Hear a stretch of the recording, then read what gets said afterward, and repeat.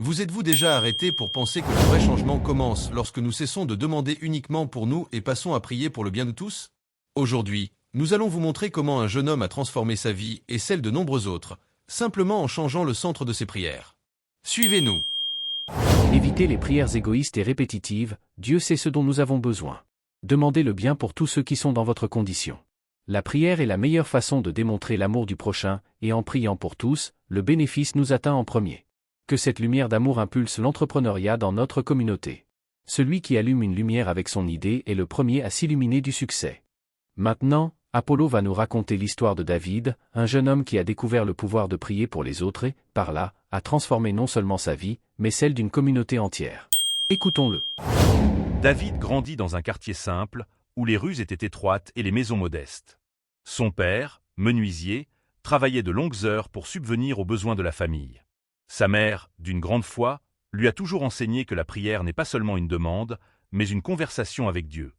Quand tu pries, ne demande pas seulement pour toi. Demande pour les autres, et tu verras que le bien te reviendra toujours, disait-elle en préparant le dîner.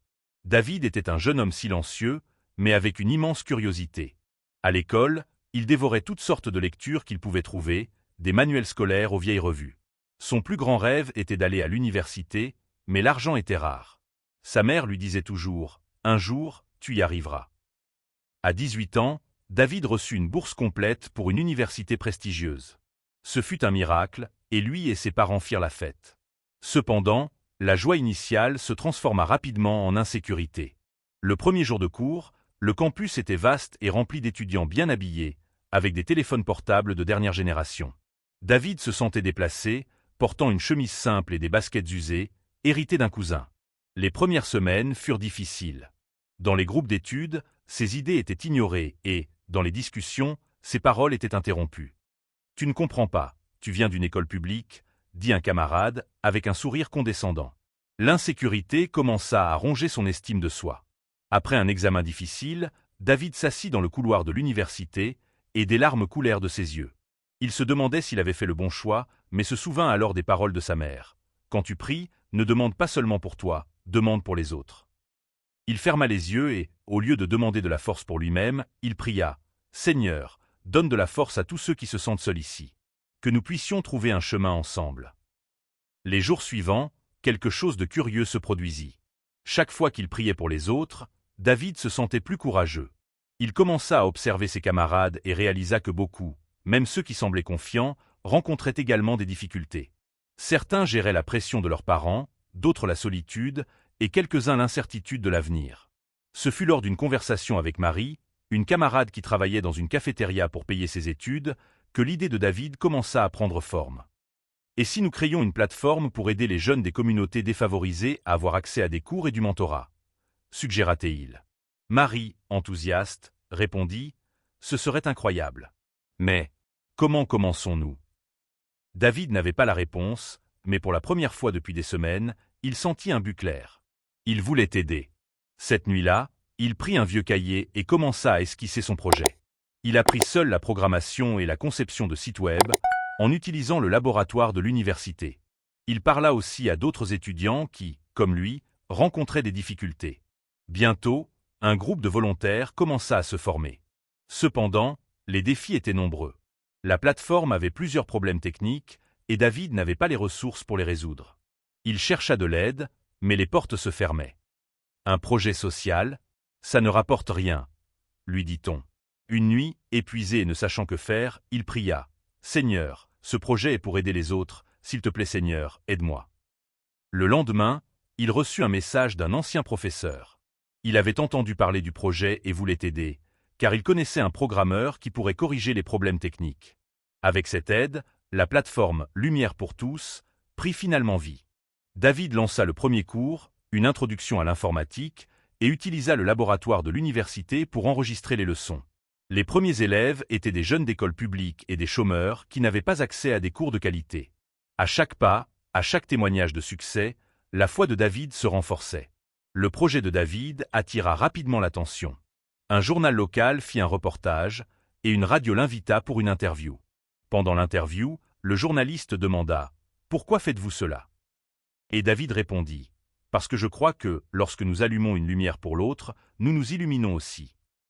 Petit à petit, la plateforme grandit. Des entreprises commencèrent à offrir des stages aux élèves, et des investisseurs s'intéressèrent à aider à étendre le projet. David, auparavant un jeune homme peu sûr de lui, était désormais invité à donner des conférences lors d'événements entrepreneuriaux. Il s'était transformé en un exemple de la façon dont la foi, la générosité et la détermination peuvent changer des vies. Lors d'un événement, David partagea son parcours. J'ai appris que, lorsque nous prions pour les autres, nous sommes les premiers à être aidés. Le succès n'est pas une question d'argent ou de célébrité, mais de faire la différence. Aujourd'hui, Lumière pour tout est une plateforme reconnue qui a aidé des centaines de jeunes à trouver des opportunités. David monta sur la scène d'un grand auditorium, regardant une salle comble. Les lumières brillaient sur lui, mais son cœur était tranquille. Il n'était plus le jeune homme incertain qui craignait l'avenir. Maintenant, il parlait avec confiance, sachant que son chemin n'était pas seulement le sien, mais celui de tous ceux qui l'avaient aidé en cours de route. Quand j'ai commencé, je n'avais rien d'autre qu'une idée et la croyance que, si j'aidais les autres, quelque chose de bon me reviendrait, dit-il. Mais ce que je ne savais pas, c'est qu'en allumant une lumière pour les autres, j'éclairais aussi mon propre chemin, la foule applaudit. Parmi les présents se trouvait Marie, désormais coordinatrice de la plateforme, et son ancien professeur, devenu son mentor. Il y avait aussi les premiers élèves de Lumière pour tous, dont beaucoup avaient déjà trouvé un emploi ou ouvert leur propre entreprise. Carlos, l'un des premiers élèves, se leva et dit « David, vous ne nous avez pas donné que de la connaissance. Vous nous avez donné de l'espoir. Et cela n'a pas de prix. » Dans les coulisses, après l'événement, David reçut une invitation inattendue. Une grande entreprise de technologie voulait investir dans l'expansion de la plateforme. C'était la réalisation d'un rêve qu'il n'osait même pas imaginer au début. Cependant, au lieu de célébrer seul, David réunit son équipe. « Ce n'est pas seulement à moi, dit-il. C'est à nous tous. Que allons-nous faire de cette opportunité ?» Ensemble, ils décidèrent que l'investissement serait utilisé pour créer davantage de cours et atteindre plus de communautés, en gardant toujours l'essence du projet, aider ceux qui en ont le plus besoin. Cette nuit-là, en rentrant chez lui, David s'assit à la table de la cuisine, où sa mère gardait encore la Bible qu'elle lui avait donnée enfant.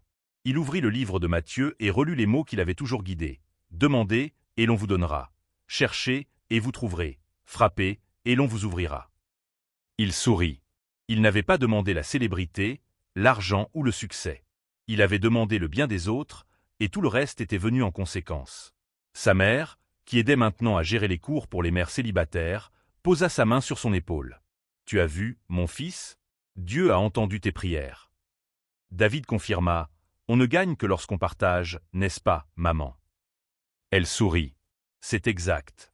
La lumière que tu allumais pour les autres finissait toujours par t'éclairer en premier. » L'histoire de David n'est pas seulement celle d'un jeune homme qui a surmonté des obstacles. Elle porte sur la façon dont la générosité transforme le monde. Lorsque nous cessons de penser uniquement à nous-mêmes, nous découvrons que le vrai succès ne se mesure pas seulement à ce que nous accumulons, mais aussi à ce que nous partageons. Et ainsi, la lumière de David continue de briller, non seulement dans sa vie, mais dans la vie de tous ceux qui l'a touché. L'histoire de David nous montre que la générosité n'est pas seulement un beau geste, mais une force transformatrice. Explorons 3 passages bibliques qui éclairent ce chemin de foi et de solidarité. Commençons par le passage 1, Matthieu chapitre 7 versets 7 à 8. Demandez, et l'on vous donnera, cherchez, et vous trouverez, frappez, et l'on vous ouvrira. Car quiconque demande reçoit, celui qui cherche trouve, et l'on ouvre à celui qui frappe. David n'a pas seulement prié pour lui-même, mais pour tous ceux qui rencontraient des difficultés. Ce passage nous rappelle que, lorsque nos intentions sont pures et orientées vers le bien commun, les portes s'ouvrent de manière inattendue. La prière de David n'était pas égoïste, mais aussi désireuse de transformer les vies autour de lui. Le manque d'égoïsme est renforcé par l'enseignement du passage 2, Philippiens chapitre 2, verset 4. Que chacun de vous ne regarde pas à ses propres intérêts, mais aussi à ceux des autres. David aurait pu s'isoler dans son succès, mais il a choisi de partager ses connaissances. Ce passage renforce l'idée que la vraie croissance vient lorsque nous mettons de côté l'individualisme et nous soucions du bien-être d'autrui. En créant la plateforme Lumière pour tous, il a vécu ce principe, montrant que la solidarité est le chemin vers une vie épanouie. Lorsque nous nous soucions des autres, nous récoltons des fruits qui vont au-delà du matériel, comme la paix intérieure et l'épanouissement. Nous arrivons au passage 3, Luc chapitre 6 verset 38 et nous avons ici « donné, et l'on vous donnera dans le sein une bonne mesure, serrée, secouée, et qui déborde, car on vous mesurera avec la mesure dont vous vous serez servi. » L'histoire de David est un exemple vivant de ce passage. En investissant son temps et ses ressources dans les autres, il a reçu en retour non seulement de la reconnaissance, mais aussi la satisfaction de voir des vies transformées. La générosité n'est pas un acte vide, c'est un cycle qui revient multiplié.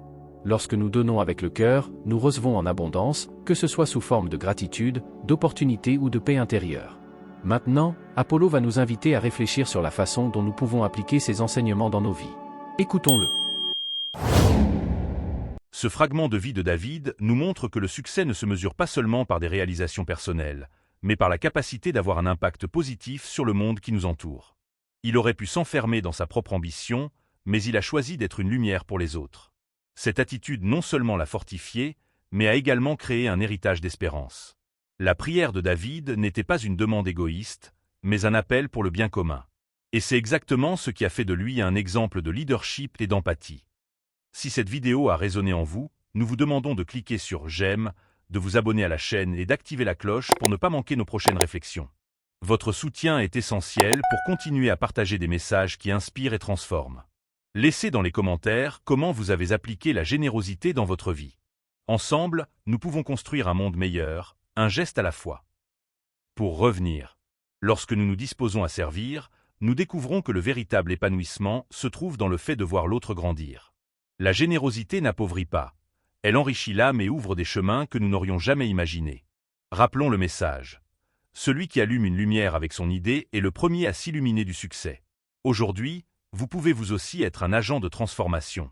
Peu importe la petitesse de votre geste, il peut être le début d'un grand changement. Comme David, vous pouvez allumer une lumière qui éclairera non seulement votre vie, mais celle de nombreux autres. Si cette histoire vous a inspiré, nous avons un autre contenu à l'écran qui approfondira votre réflexion sur le pouvoir de la générosité. Ne manquez pas de le regarder. Merci de faire partie de Pensez Fort. À bientôt, et rappelez-vous, lorsque vous illuminez le chemin des autres, vous vous illuminez aussi.